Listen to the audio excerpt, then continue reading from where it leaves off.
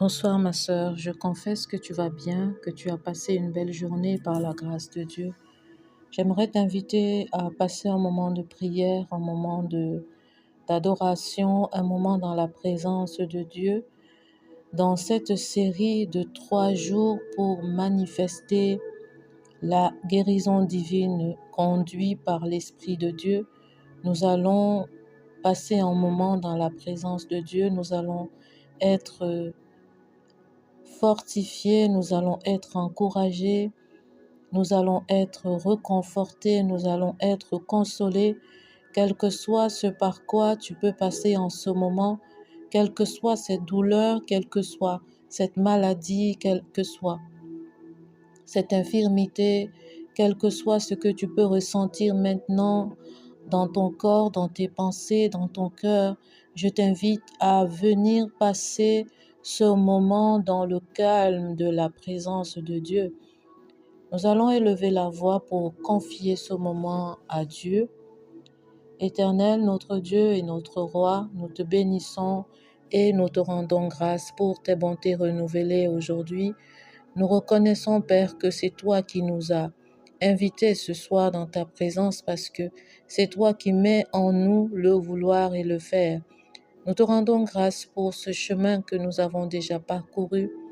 Nous te bénissons, Père, car malgré les défis que nous pouvons rencontrer au quotidien, malgré la douleur que nous pouvons ressentir, malgré la peur qui peut nous envahir, nous continuons d'espérer en toi, Père.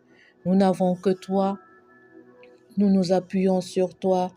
Tu es notre force, tu es notre force, Père. Merci pour ce moment dans ta présence. Nous te bénissons et nous t'exaltons. Viens, Saint-Esprit de Dieu, nous remplir de ta paix qui surpasse toute intelligence. Remplis-nous de ta présence. Remplis-nous de toi, Saint-Esprit de Dieu. Remplis-nous du fruit du Saint-Esprit.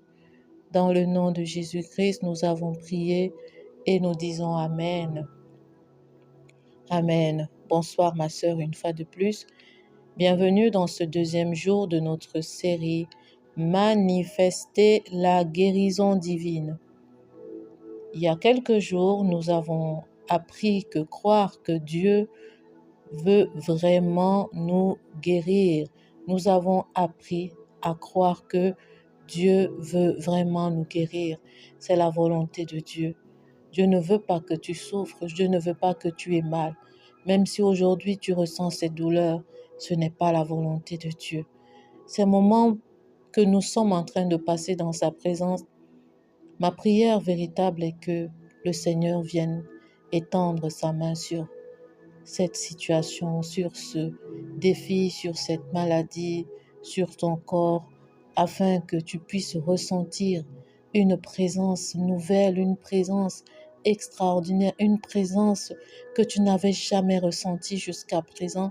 Je prie qu'il y ait vraiment comme une brise qui souffle maintenant là où tu te trouves, que le Saint-Esprit est là présent, alors que tu es disposé, alors que tu es dans la présence de Dieu ce soir. Je crois que Dieu va faire quelque chose de magnifique dans ta vie, dans le nom de Jésus. Aujourd'hui, nous allons un pas plus loin, nous allons laisser Dieu traiter la racine des blessures.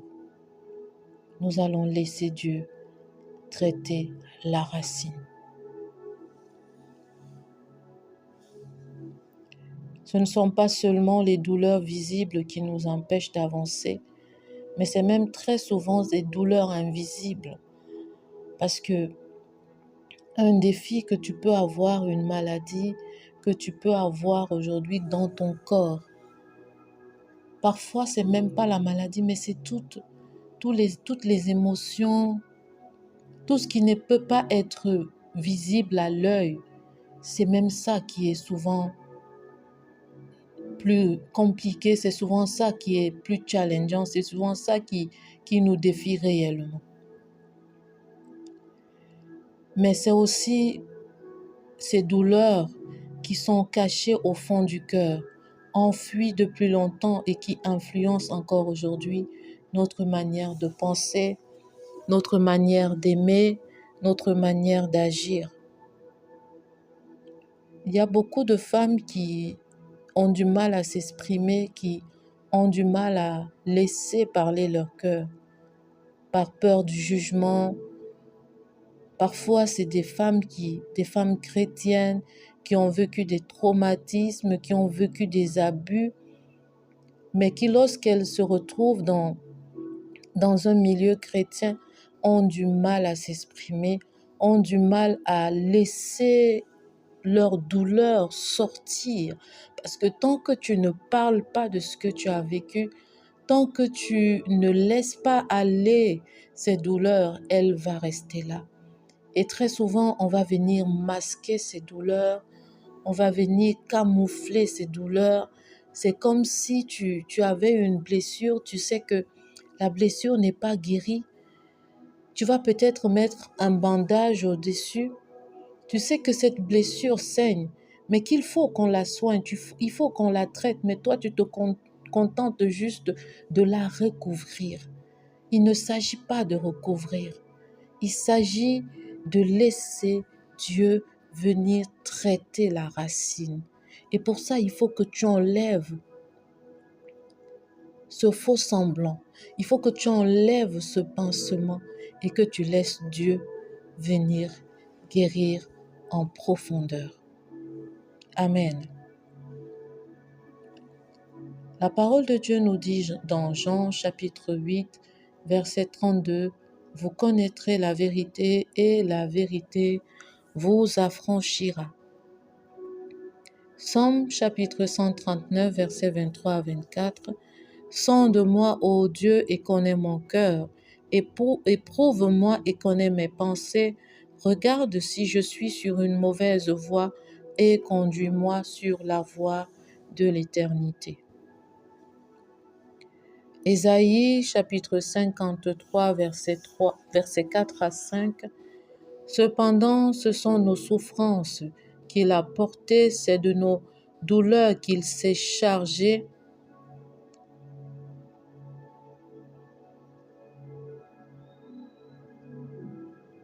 Et c'est par ses meurtrissures que nous sommes guéris.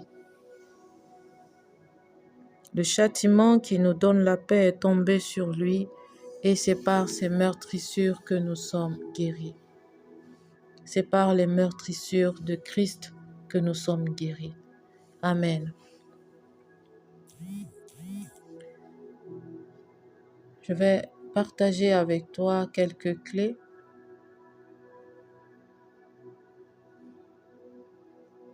par la grâce de Dieu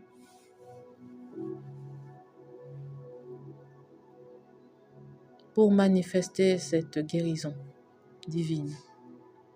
La première clé, c'est de demander à Dieu de révéler la racine.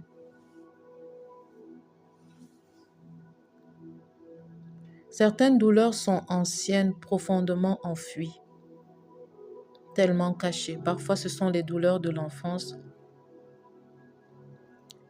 que parfois on a oubliées.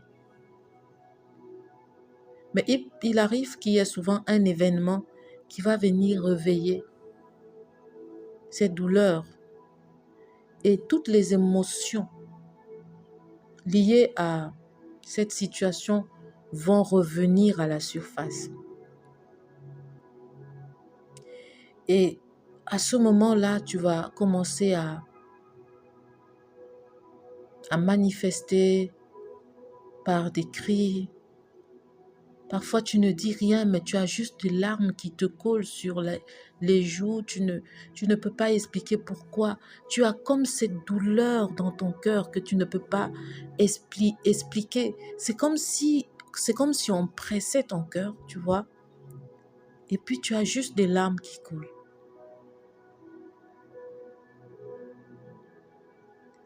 Et parfois, tu vas te refermer dès qu'on te fait une remarque. Tu es toujours dans l'hyper-contrôle. Tu ne fais confiance à personne. Souvent, ces réactions sont le fruit ou sont les fruits d'une racine qui n'a pas été guérie.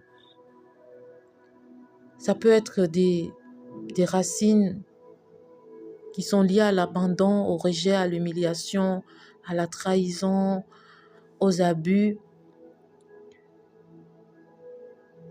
C'est souvent pas évident. Il faut que tu laisses Dieu venir te révéler la racine. Il y a des douleurs qui n'ont pas souvent de mots pour venir les qualifier. Je voudrais te dire que ce n'est pas de ta faute. Ce qui est arrivé n'est pas de ta faute. Même si tu t'es senti injustement accusé, même si tu as vécu cette injustice, ce n'est pas de ta faute. Dieu veut venir te révéler la racine. Dieu veut te révéler la racine. D'où vient cette blessure? Dieu veut même te révéler tout ce que cette blessure a causé. Parce que comme une racine, lorsqu'un arbre est planté dans un sol, généralement lorsqu'on veut déterrer cet arbre, la racine ne va pas seulement se trouver à l'endroit exact où l'arbre se trouve, mais on va se rendre compte qu'il y a des ramifications de ces racines qui sont allées même juste plus loin. Ça dépend de la grosseur de l'arbre. Donc, ça dépend en fait aussi de cette blessure, de l'ampleur de cette blessure. Donc les racines vont s'installer dans ton corps, vont créer encore d'autres situations. Mais ce soir, Dieu veut te révéler la racine. Et je crois que lorsque Dieu te révèle la racine, en fait, il est celui qui est capable de déraciner sans causer d'autres blessures, parce que il est le Dieu juste qui fait des choses incroyables. Il est le Dieu qui est capable de faire ce qu'aucun homme ne peut faire. Dieu ne veut pas te guérir en surface. Il ne veut pas juste venir poser un pansement sur cette blessure. Il veut aller au fond, là où personne d'autre n'a accès. Je t'invite à le laisser aller jusqu'au fond. Même si tu ressens la douleur, même si tu pleures, même si tu cries, je voudrais que tu laisses Dieu aller au fond. Laisse-le te toucher. La deuxième clé, c'est oser faire face à la douleur. C'est regarder cette douleur en face. La première réaction face à une blessure, à une situation, à un abus, à un rejet, c'est souvent de fuir.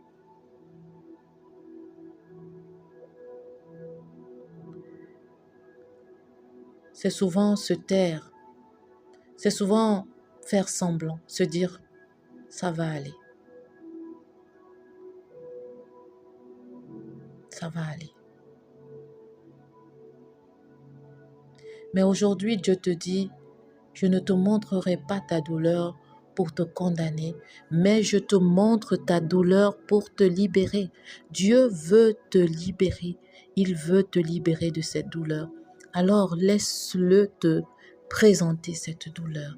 Même si elle fait mal, même si c'est douloureux, laisse Dieu te présenter cette douleur. Ça va te ramener des mauvais souvenirs, ça va te ramener peut-être en arrière, mais ce sera un pas vers la guérison. Quand tu dis à Dieu, sonde-moi Seigneur, tu ouvres la porte à la guérison véritable.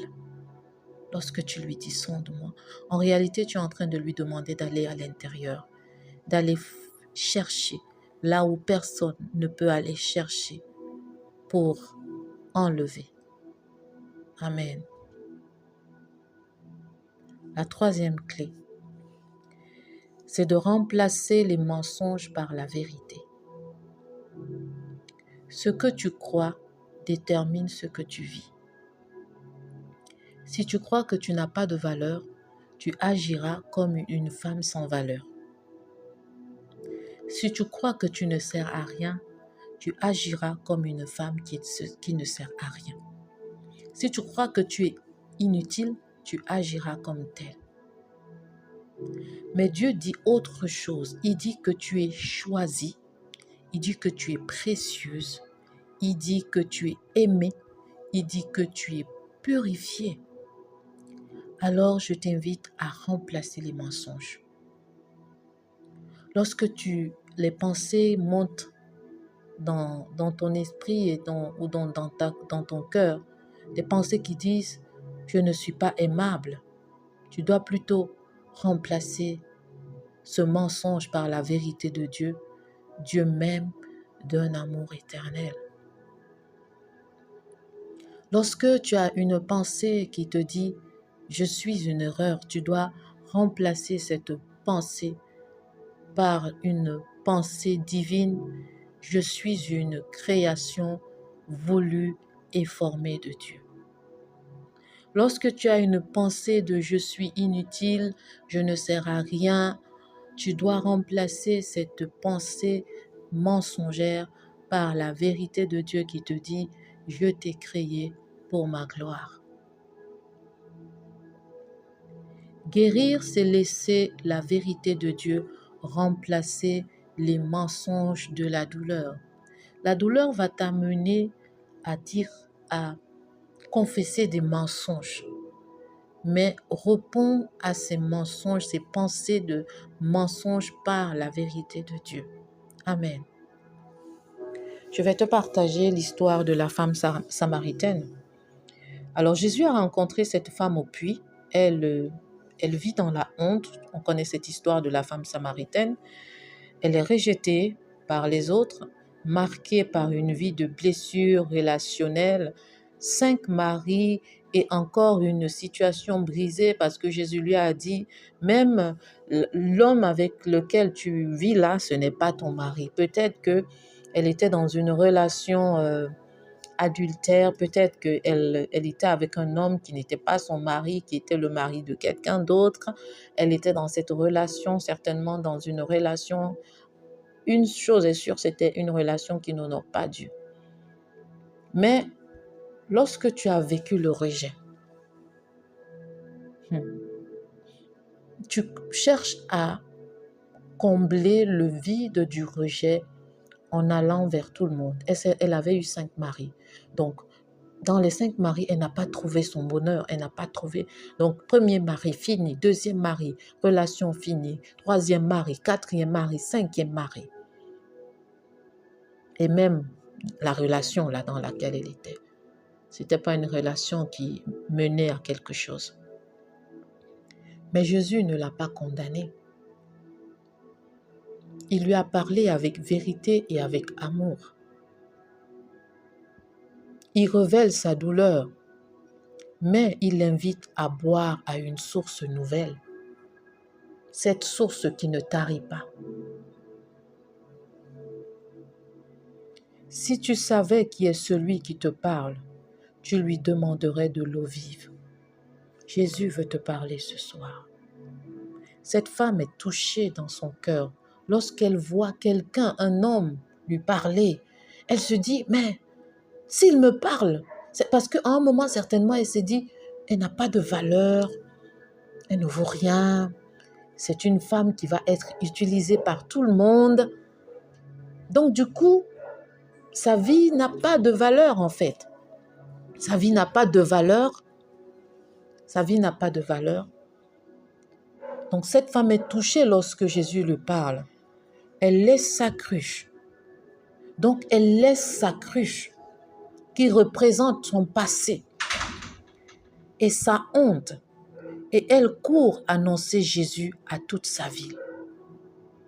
Quand tu laisses Dieu toucher la racine, tu n'as plus besoin de te cacher. Tu n'as plus besoin d'avoir honte. Tu n'as plus besoin de te sentir sale.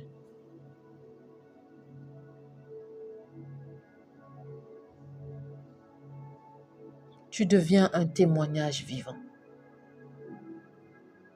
Dieu veut transformer cette blessure en témoignage.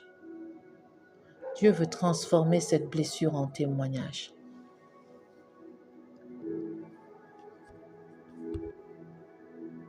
Je t'invite à poser ta main sur ton cœur et laisse ces mots devenir les tiens.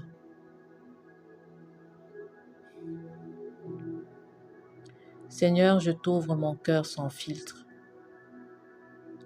Tu connais les blessures que je porte depuis des années. Tu sais ce que j'ai vécu, ce que j'ai enterré.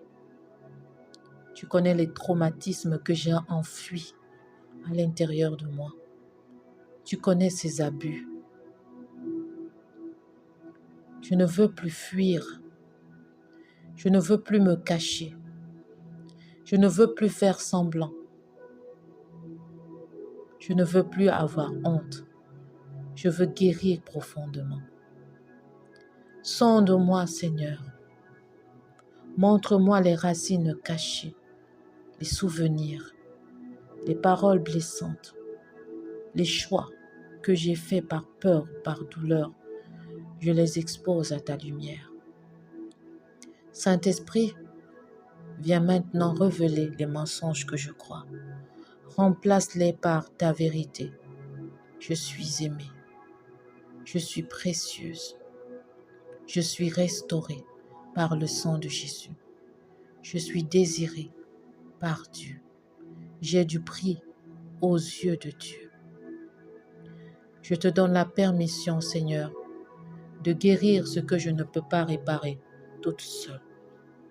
Touche maintenant mon cœur. Touche maintenant mon corps. Touche maintenant ma vie tout entière. Je te dis merci car c'est toi qui apportes la restauration. Tu changes mon histoire.